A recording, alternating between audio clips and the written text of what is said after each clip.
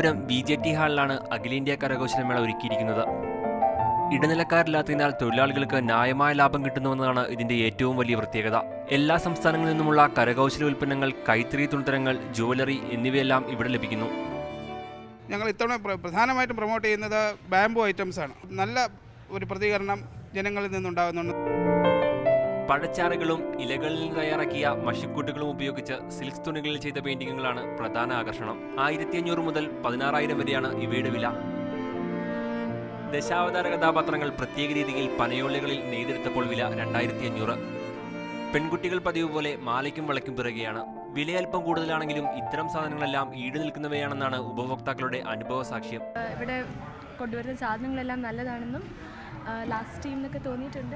മരത്തിലും കല്ലുകളിലുമുള്ള കലാരൂപങ്ങൾ, കളിക്കോപ്പുകൾ, പുല്ലിലും മുളയിലും ചൂരലിലുമുള്ള അലങ്കാര വസ്തുക്കൾ, ഇവയ്ക്കു പുറമെ ഇന്ത്യയിലെ വിവിധ ആദിവാസി ഊരുകളിൽ നിന്നുമുള്ള ഉൽപ്പന്നങ്ങളും മേളയുടെ ഭാഗമാണ്.